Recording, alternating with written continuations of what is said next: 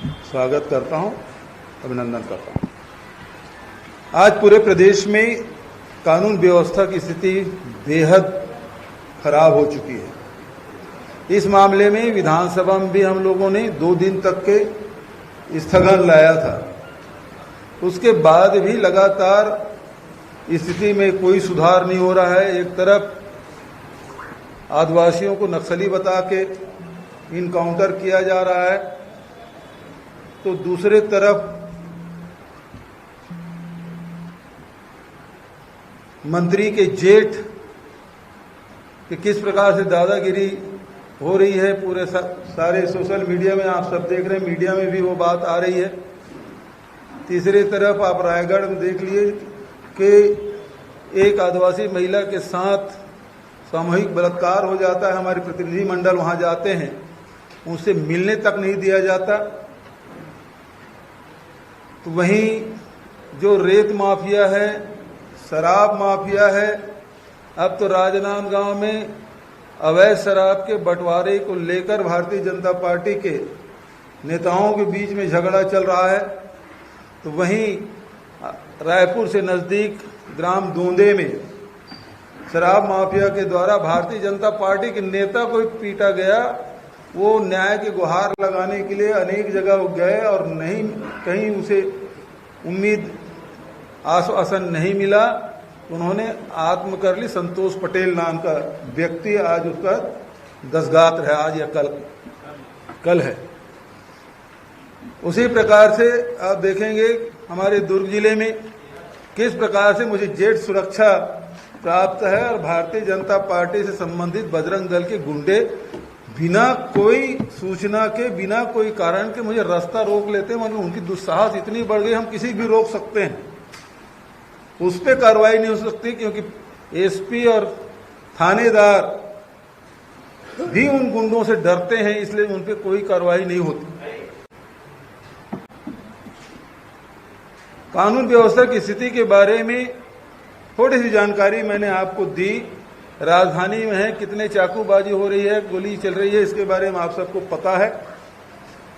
आज जो press conference का मुख्य विषय, आज से लगभग 2 महीना पहले डीपीएस में, डीपीएस भिलाई, डीपीएस कहने से थोड़ा सा कंफ्यूजन हो जाता है कि ये दिल्ली पब्लिक स्कूल है। ये स्कूल भिलाई स्टील प्लांट के मैनेजमेंट के द्वारा संचालित है। पूरा इसका मैनेजमेंट भिलाई स्टील प्लांट की देख रेख में होता है। इसके जो चेयरमैन हैं वो भिलाई के एग्जीक्यूटिव डायरेक्टर ईडी वो उसके हैं, और भिलाई के जो प्रमुख आला अफसर उसके सदस्य हैं। सीबीएसई कोर्स है, और सीबीएसई कोर्स जहां संचालित है तो वहां ऐसे किसी व्यक्ति को प्रिंसिपल नहीं बनाया जा सकता या उसे एक्सटेंशन नहीं दिया जा सकता उम्र होने के बाद, यदि वो नेशनल अवार्डी ना हो। लेकिन वहां जो प्रिंसिपल है उसको एक्सटेंशन दिया गया है भिलाई मैनेजमेंट के द्वारा, बिना कोई राहता के दिया गया है। मिस्टर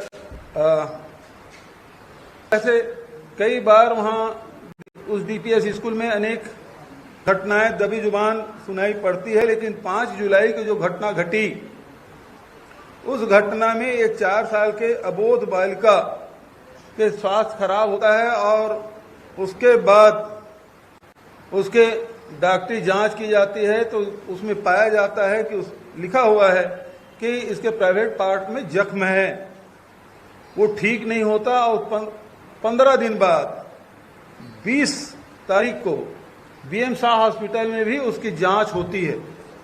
ये बात धीरे धीरे पालकों के बीच में पहुंचती है, तो 2 तारीख को, 2 अगस्त को पूरे पालक वहां जाते हैं। बच्चों को स्कूल नहीं भेजते। वहां पालक लोग प्रिंसिपल को घेर लेते हैं, और प्रिंसिपल ने कहा कि मैंने जांच की है और इसमें कोई अपराध नहीं पाया गया है। ये प्रिंसिपल कह रहे हैं। दूसरी तरफ जब बात, चूंकि एसपी के 2 बच्चे भी वहां पढ़ते हैं, वो भी उसे सोशल मीडिया ग्रुप में जुड़े हुए हैं, तो उन्होंने भी कहा कि मैंने जांच की लेकिन कोई गलत नहीं पाया गया। और इस प्रकार की जो घटना है, घटना के मैं सोशल मीडिया के साथियों को और साथ प्रिंट मीडिया के साथियों ने इसे लगातार उठाया। और दुर्भाग्यजनक बात यह है कि जब ये सोशल मीडिया में, इलेक्ट्रॉनिक मीडिया में, प्रिंट मीडिया में आने के बाद भी एसपी दुर्ग के संज्ञान में आने के बाद इसमें कोई कार्रवाई नहीं करते। पास्को एक्ट में सीधा प्रावधान है इसमें कि आपको पहले एफआईआर रजिस्टर करना है, उसके बाद जांच करना है। तो इस पूरे प्रकरण में कहीं एफआईआर दर्ज नहीं हुआ है। बहुत बेशर्मी के साथ एसपी दुर्ग ये कहते हैं कि इसमें कोई तथ्य नहीं है और पालक भी एफआईआर नहीं चाहते। इसका मतलब यह है, कौन ऐसा पालक होगा जिसके बच्चे के साथ इस प्रकार से दुराचार हो और वो जो अन्यायी है, जो अपराधी है, उसके खिलाफ कार्रवाई नहीं चाहेगा। इसका स्पष्ट अर्थ है कि वो दबाव में है। इसमें जो आवेदक है वो आवेदन करे या न करे, यदि पुलिस अधीक्षक के संज्ञान में बात आ गई तो सो मोटो उसको एफआईआर लेना था। और बिना एफआईआर के जांच कैसे हो गई?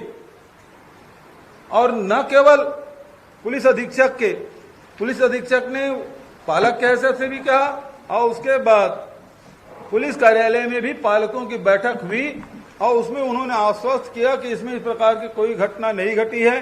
जो मीडिया में दुष्प्रचार किए हैं, चाहे इलेक्ट्रॉनिक मीडिया हो, चाहे प्रिंट मीडिया, उसके खिलाफ कार्रवाई करेंगे।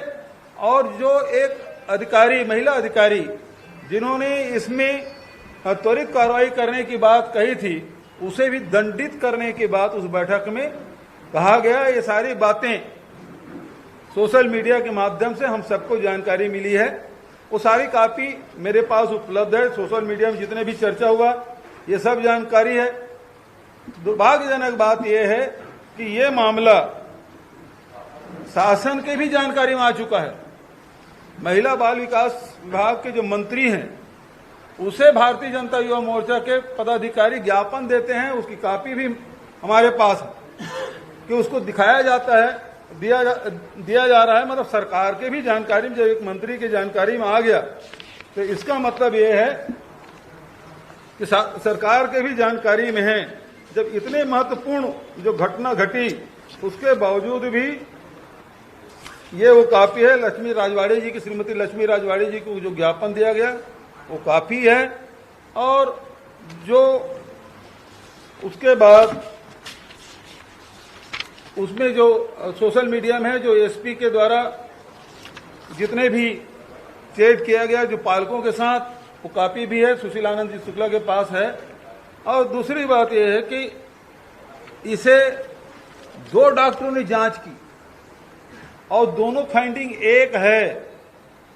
तो सवाल इस बात का है, ये कॉपी अपने पास है, दोनों कॉपी, लेकिन जब इतनी बात हो गई है तो डॉक्टरों के पैनल बना के इसकी जांच क्यों नहीं कराई गई? मेडिकल बोर्ड से जांच क्यों नहीं कराया गया? और एसपी खुद ही सर्टिफिकेट दे दिया। कभी एसपी पालक बन जाता है, कभी वो अधीक्षक बन जाते हैं और कभी वो जज भी बन जाते हैं। उन्होंने फैसला भी दे दिया। और चूंकि शासन के नॉलेज में भी आ चुका है, ये 8 अगस्त की चिट्ठी महिला विकास मंत्री को दिया गया, उसके बाद भी सरकार कोई कार्रवाई नहीं की। आईजी के पास भी कॉपी दिया गया है, ये भी भारतीय जनता पार्टी के लोगों ने दिया है। उसके बाद भी इसे दबा दिया गया है, जबकि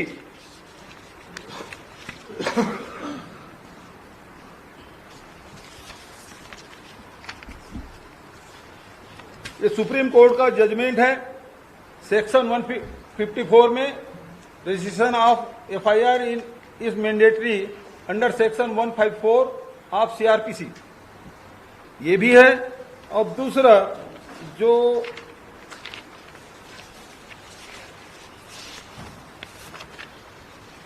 धारा 21 में मामला की रिपोर्ट करने के अभिलिखित करने में विफल रहने के लिए दंड। कोई व्यक्ति को धारा 19 की उपधारा 1 के धारा 20 के अधीन किसी अपराध के किए जाने की रिपोर्ट करने में विफल रहता है, या जो धारा 19 की उपधारा 2 के अधीन ऐसे अपराध को अभिलिखित करने में विफल रहता है, या किसी प्रकार के कारावास से जो 6 माह से तक हो सकेगा, या जुर्माना से या दोनों से दंडनीय होगा। ये स्पष्ट लिखा गया है कि किसी भी अधिकारी के संज्ञान में आने के बाद यदि उसमें एफआईआर नहीं होता तो उस अधिकारी के खिलाफ एफआईआर भी होगी और उसे सजा भी मिलेगी।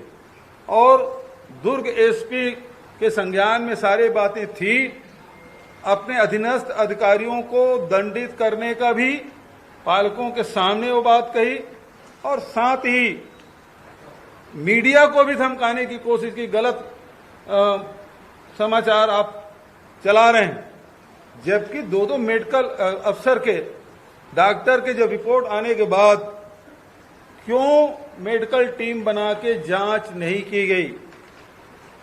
दूसरी बात यह है कि जैसे जानकारी में आई, पास्को एक्ट ये कहता है कि तत्काल आपको एफआईआर करना है और एफआईआर करके जांच करना है। उसके बाद फाइंडिंग में क्या आता है वो अलग मुद्दा है, लेकिन बिना एफआईआर के आपने जांच कैसे कर ली। और उसके बाद भी एसपी धमकाने की कोशिश, मीडिया को भी और अपने अधीनस्थ अधिकारियों को भी धमकाने की कोशिश, और गलत ढंग से जो पालक है उसे बरगलाने की कोशिश ये किया है दुर्ग एसपी ने। बहुत गंभीर मामला है। एक तो एक्सटेंशन में वहां का प्रिंसिपल है और वो खुद भी सर्टिफिकेट दे रहा है, उसका वीडियो आपने देखा होगा, वो प्रिंसिपल भी सर्टिफिकेट दे रहा है, कुछ नहीं हुआ। एसपी भी कह रहे हैं कुछ नहीं हुआ, जबकि एक्ट कहता है संविधान में जो व्यवस्था है उसके अनुरूप ये काम नहीं कर रहे हैं, और इसलिए उनको तत्काल वहां से हटाया जाए, एफआईआर दर्ज किया जाए, उसे गिरफ्तार किया जाए। और ऐसे गंभीर मामले, क्योंकि 4 साल की छोटी बच्ची के साथ ये घटना घटी है, एक तरफ पूरे देश में जिस प्रकार से बलात्कार हो रहा है उसके पूरे देश भर में आंदोलन हो रहा है, और यहां इस प्रकार की घटना संज्ञान में आने के बाद भी संवेदनशीलता तो दूर, लोगों को डराने, धमकाने और दबाने की कोशिश की जा रही है, जो बेहद दुर्भाग्यजनक है।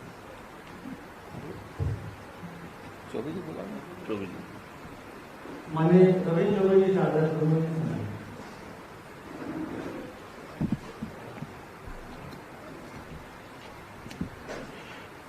सम्मानीय भूपेश जी, नरेंद्र भैया, सत्यु भैया, सभी साथीगण, सभी सम्मानित दोस्तों, माननीय भूपेश जी ने एक बेहद गंभीर मामला आपके ध्यान में लाया। विष्णुदेव का सुशासन, इतना नारा पूरे प्रदेश में लिखा गया है।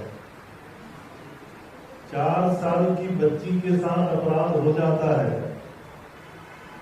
और जिसकी जिम्मेदारी है, जिसके कंधों में केवल सुरक्षा करने के लिए स्टार लगा हुआ है, वही अगर इस पूरे मामले को दबाने की कोशिश करे तो इससे बड़ा दुर्भाग्य छत्तीसगढ़ का नहीं हो सकता। 2 डॉक्टरों के सर्टिफिकेट है लिखित, जो स्कूल का डॉक्टर है उन्होंने भी कहा है, बाहर हॉस्पिटल में मेडिकल कराया गया, उन्होंने भी कहा मेडिकल सर्टिफिकेट 2 डॉक्टरों के होने के बाद भी दुर्भाग्य ये कि सरकार के ध्यान में, महिला बाल विकास मंत्री के ध्यान में, और खुद सत्तासीन पार्टी के लोगों के आवेदन के बाद भी कार्रवाई नहीं होती, तो स्थिति का अंदाजा आप लगा सकते हैं। प्रिंसिपल का पॉलीग्राफ टेस्ट क्यों नहीं होना चाहिए? मामले को दबाने के लिए उसके खिलाफ एफआईआर क्यों नहीं होना चाहिए? पालकों की मीटिंग में जब ये सारी बातें आ गई तो प्राचार्य को ये कहने का हक किसने दे दिया कि हमने जांच कर लिया? इस तरीके की अपराध का जांच क्या किसी स्कूल का प्रिंसिपल करेगा? अभी जैसे आदरणीय भूपेश जी ने कहा कि माननीय पुलिस अधीक्षक भी कहते हैं कि हमने जांच कर लिया। प्रेस को धमकाते हैं कि आप इस तरीके से अगर न्यूज देंगे तो आपके खिलाफ एफआईआर हो जाएगी। इस देश में लोकतंत्र है, किसी के धमकाने और डराने से न प्रेस डरने वाला है, न लोकतंत्र में काम करने वाले डरने वाले हैं। कार्रवाई होना चाहिए, सख्त कार्रवाई होना चाहिए। आप सुशासन के नाम पे छत्तीसगढ़ को अपराध का गढ़ बना दिए।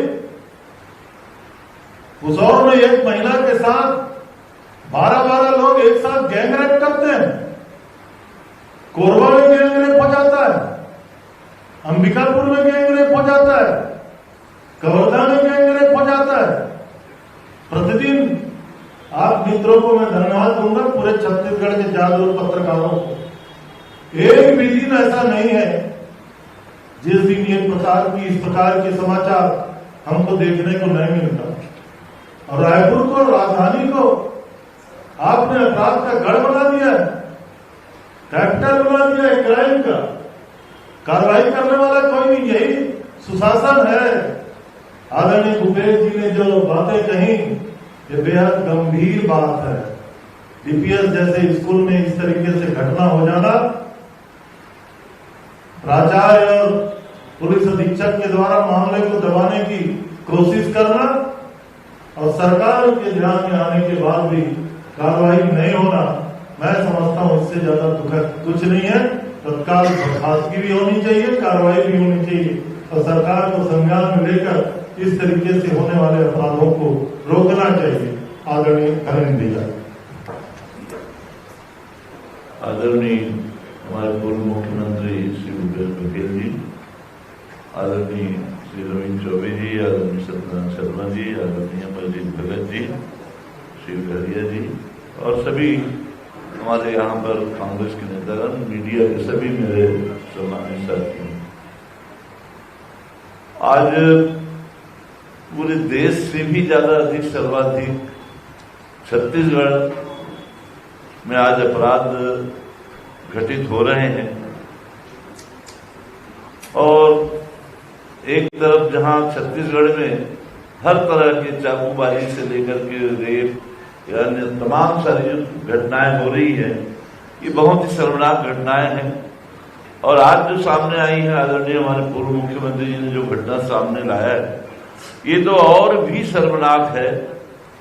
और एक तरफ ये लोग विष्णु देव का सुशासन का प्रचार कर रहे हैं और ये जब प्रदेश की जनता को ही अभी चिंतनी हो गई है कि इतने सारे दुष्कर्म और इतने अपराध हो रहे हैं, उसमें भगवान विष्णु को भी समेट रहे हैं लोग, जबकि ये तो कंस के भी कुशासन से भी और अति आज ये लोग उतर आए हैं। आज इस घटना में जो प्रमुख बातें जो सामने आई, इतना लिमिटेड स्कूल जहां पर बहुत जिम्मेदार लोगों के बच्चे पढ़ते हैं, वहां एक 4 साल की बच्ची के साथ में इस तरह से दुराचार होता है।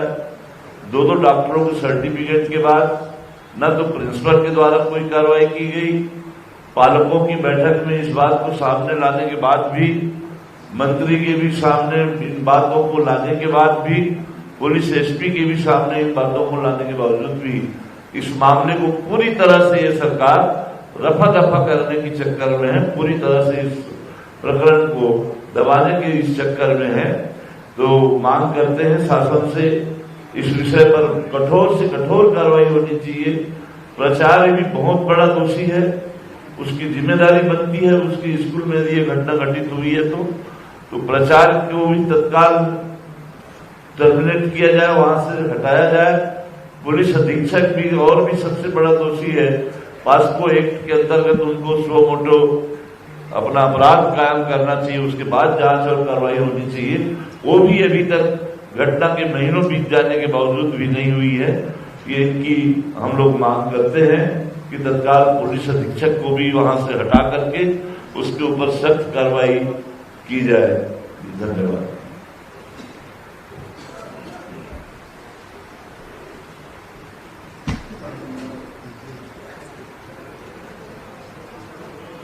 नहीं रहने दे, सवाल ले लेते हैं, सवाल ले लेते हैं, सवाल ले लें, बोलोगे आप लोगों तरफ से कोई सवाल हो? 5 तारीख की घटना है, 5 जुलाई की, 2 तारीख को पार्टी का वोट हुआ वहां पे, 3 तारीख को एसपी दुर्ग ने प्रेस कॉन्फ्रेंस करके कहा कि इस प्रकार की कोई घटना वहां पे नहीं हुई।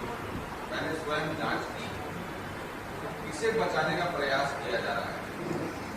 सीधी सी बात यह है कि आपका प्रश्न बहुत गंभीर है और बात दूसरी तरफ जा रही है, क्योंकि वो बात बिना प्रमाण के मैं नहीं कर सकता, लेकिन सुनने में बहुत कुछ आया है। तो अब बिना प्रमाण की कोई बात आज तक मैंने कही नहीं है, मैं कहूंगा भी, लेकिन ये पूरे मामले को दबाने के लिए बहुत कुछ हुआ है।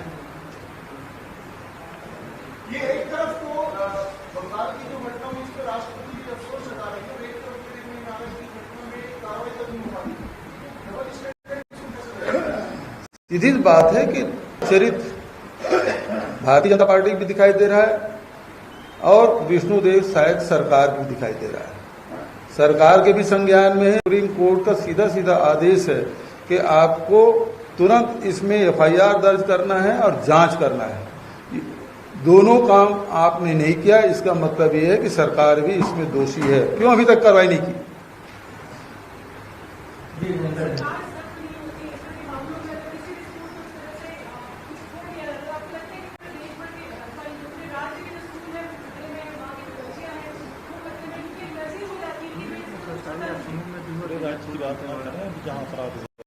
जहां अपराध हुआ है उसी की बात करें। देखिए, घटनाएं घटती है और घटनाएं घटती है तो उसमें न्याय होना चाहिए। यहां जांच एफआईआर ही नहीं होता और सीधा फैसला सुना देते हैं। फैसला सुनाने का काम आजकल भारतीय जनता पार्टी सरकार में ये आम चलन हो गया है कि न्यायपालिका के काम को खुद करने लगे।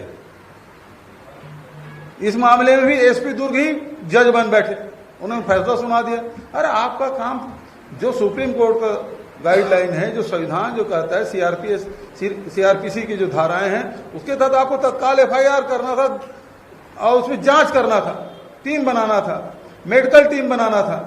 आपने कुछ नहीं किया और खुद फैसला सुना दिया, कुछ नहीं हुआ। उल्टा उसमें तुर्रा ये कि जो मीडिया जिन्होंने उठाया उसको धमकाने की कोशिश, उस पर कार्रवाई करूंगा। अब मैं एसपी से पूछना चाहता हूं कि अभी तक क्यों कार्रवाई नहीं की है मीडिया हाउस पे? जो प्रिंट मीडिया चलाया चाहे इलेक्ट्रॉनिक मीडिया चलाया, उस पर क्या कार्रवाई किया? आपने पालकों को कहा कि हम कार्रवाई करेंगे। संबंधित अधिकारी जो अधीनस्थ उसके अधिकारी, उसको भी धमकाया, उसमें भी कहा गया पालकों के बीच में कि उसके खिलाफ में कार्रवाई करूंगा। क्या कार्रवाई की? तो कुल मिला के आपका लीपापोती करने का उद्देश्य था, और लीपापोती करने जो किया है, क्यों किया है, जो आपका पहला सवाल है, ये भी जांच का विषय है।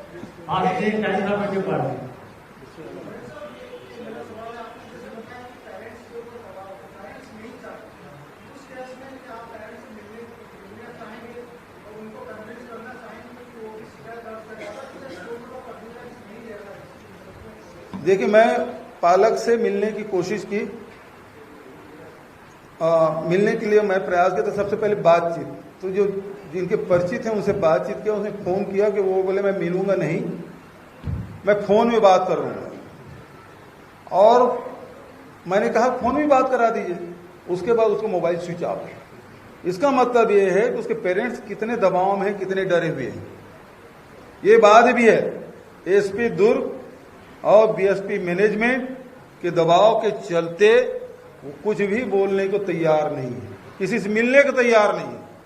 अब सोचिए, जिसके बच्चे के साथ इस प्रकार से दुर्घटना हुई है, उसके साथ दुराचार हुआ है, उसको टीसी तक नहीं दे रहे हैं प्रिंसिपल। 5 जुलाई की घटना है। आज 30 अगस्त, और अभी तक के वो बच्ची स्कूल नहीं जा रही है, टीसी मांग रहे हैं। मुझे जानकारी मिली है कि टीसी मांगने पर प्रिंसिपल ये कह रहे हैं कि घटना को उल्लेख मत करिए। भाई कोई टीसी चाहेगा अपने बच्चे का, अभी मिड सेशन है और इसमें यदि कोई टीसी चाहे तो कारण तो बताएगा भाई। तो उन्होंने घटना को उल्लेख कर दिया तो बोले उसको हटाओ तब आपको टीसी मिलेगा। मतलब उस बच्चे के साथ एक तो दुराचार हुआ, वो दहशत में अलग है, स्कूल जाना नहीं चाहती, पालक अब किंग करते विमूढ़, वो टीसी भी नहीं ले पा रहे हैं। तो ये विष्णुदेव साय का सुशासन है, ये स्थिति है। तो अब सोचिए कोई कैसे मिल पाएगा उससे, ये स्थिति है।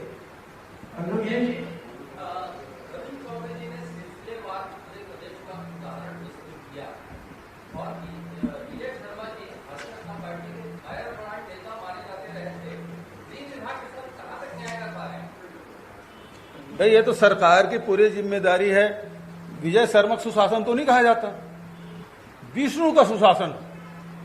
तो जो विष्णु का सुशासन वो दिख रहा है, उसमें विजय शर्मा भी है और दूसरे नेता भी हैं। भाई जैसे महिला बाल विकास मंत्री को उन्होंने ज्ञापन दिया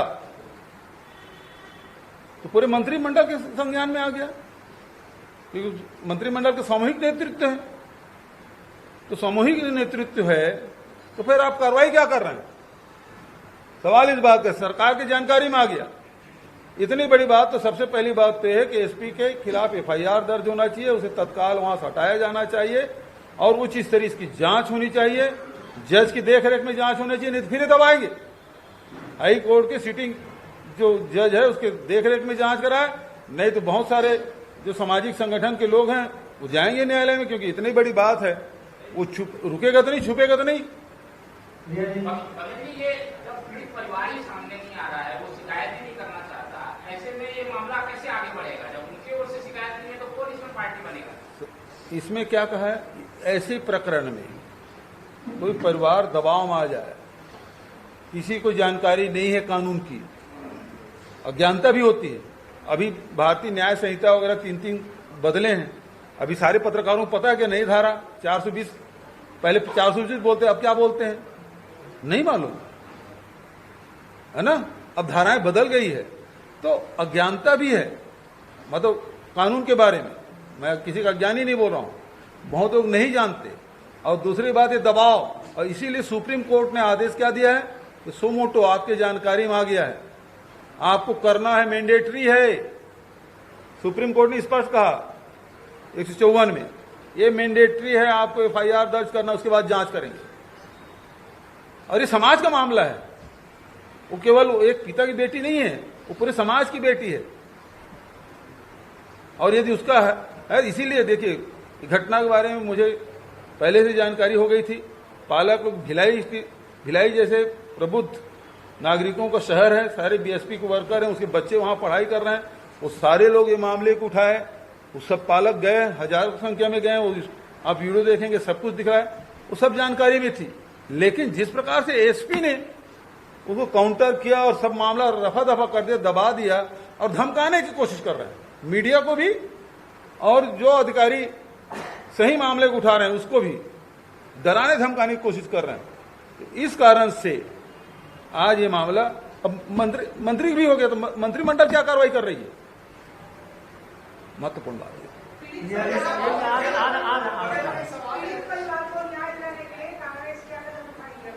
मैं तो पहले मीडिया खाने में बताया, अब इस मामले में पालक लोग आंदोलन कर चुके हैं। अब हमारे सब सीनियर नेता लोग हैं, बैठ के आगे की रणनीति भी करेंगे, न्यायालय जाने के भी काम, और सरकार पे दबाव डाले। सरकार यदि कार्रवाई कर रही तो न्यायालय क्यों जाए?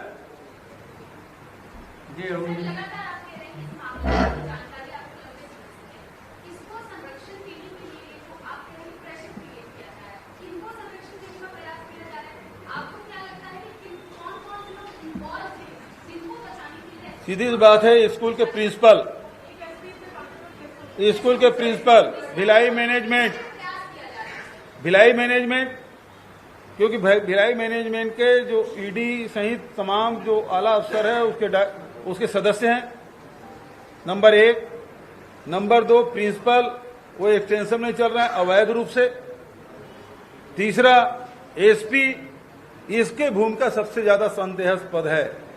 जिसके कानून की रक्षा करने की जिम्मेदारी है वही सारे लीपापोती कर रहे हैं। कभी पालक, कभी अधीक्षक, कभी जज बनने की कोशिश और कभी गुंडा बन के आपको धमकाने की कोशिश। मैं उस दिन भाषण में, 24 तारीख को जो भाषण में गुंडा शब्द प्रयोग किया था एसपी के खिलाफ, वो इसी कारण से किया था कि मीडिया को धमकाने की कोशिश। ये गुंडा शब्द इसलिए मैंने प्रयोग किया था। जी अरुण जी,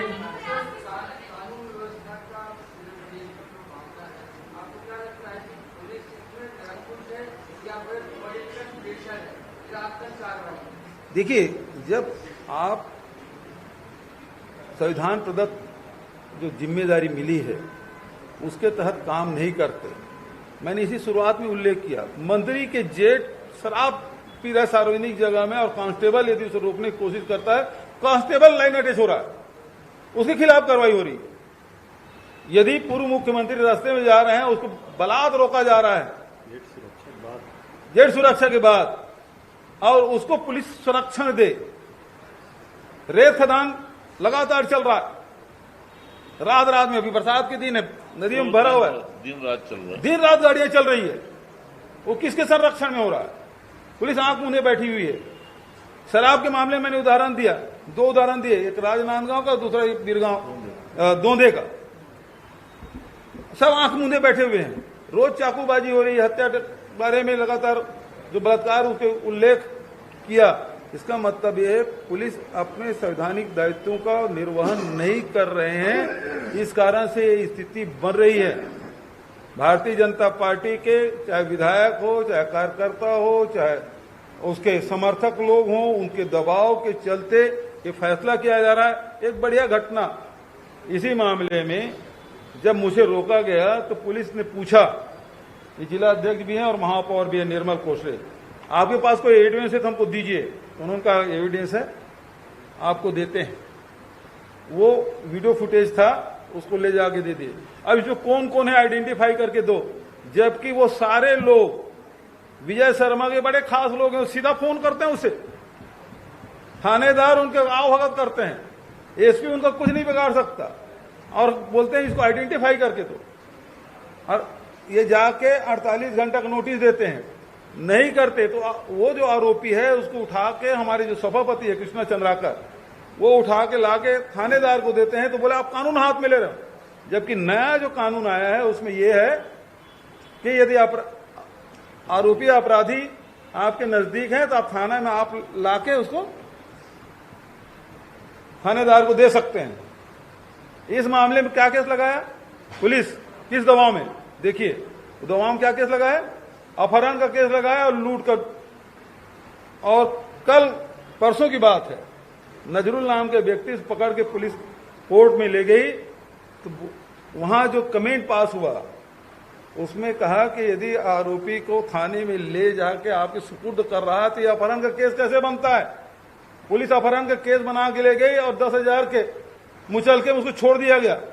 कितना बड़ा तमाचा है यहाँ की पुलिस पर। ये स्थिति है। सर एक सवाल है, आप बार-बार एसपी का किस तरीके से एसपी बचाना आप ये किसको चाह रहे हैं? क्योंकि एसपी पूरी घटना में आपने बताया 5 जुलाई से लेकर अभी तक उसके परिवार को धमकाया, उसके बाद अधिकारियों को धमकाया, उसके बाद आगे तो एसपी इतनी मुख्य भूमिका में इसमें किस तरीके से उनके दोनों बच्चे पढ़ते हैं इस वजह से, या उसके पीछे और की वजह? देखिए मैंने पहले कहा भिलाई मैनेजमेंट नेक्सस, देखिए भिलाई मैनेजमेंट है, डीपीएस के जो प्रिंसिपल है वो है, और तीसरा जो मामला है वो कहीं न कहीं लेन देन का है जिसकी जांच होनी चाहिए। एडिशनल एसपी जांच कर रहे हैं, ऐसा रिकेश सिंह का कहना था, मेरे रिकेश सिंह का पूरा जो मामला है आपके जब का टैक्स होगा उसके बाद, क्या एडिशनल एसपी ने आपसे कोई जांच कर चुका है? जब एसपी जांच कर चुके हैं बोले तो एडिशनल एसपी का मामला कहां बनता है? एसपी जब जांच कर लिया तो एडिशनल एसपी की भूमिका कहां आ जाता है? और जिस श्रीमान जी के नाम लिए हैं तो कम से कम हम लोग बख्श दें उसके हैं? 2 महीना करीब हो गए इस मामले में। अब हो गया। जी 1.5 से 2 महीने का मामला पूरा हो गया, अब तक इसमें कोई भी ठोस कार्रवाई नहीं की है। आपके पास प्रेस कॉन्फ्रेंस नहीं है। इसके बाद कांग्रेस पार्टी का अगला स्टेप क्या रहेगा? भैया देखिए, आप यदि इसको मीडिया का दबाव, मीडिया इसको ठीक ढंग से चला ले, मैं आपको आग्रह ही कर सकता हूं। देखिए सरकार कैसे दबाव आती है, उस बच्चे को, उस परिवार को कैसे न्याय मिलता है। मैं तो आपसे केवल आग्रह ही कर सकता हूं। जिम्मेदारी, क्योंकि आपको ही धमकाया गया है, एसपी दुर्ग ने आपको धमकाया है, मीडिया को, सोशल मीडिया मतलब प्रिंट मीडिया को भी धमकाया, इलेक्ट्रॉनिक मीडिया को भी धमकाया। मैं काफी दिखा दे सकता हूं। हाँ, प्रिंसिपल भी किया। महिला बाल विकास मंत्री के संज्ञान में ये बात ज्ञापन सौंपा गया, तो क्या महिला बाल विकास मंत्री एसपी प्रिंसिपल सब एक साथ मिले हुए थे? अब वो क्यों नहीं किए, ये तो उनसे पूछा जाना चाहिए। बहुत बहुत धन्यवाद।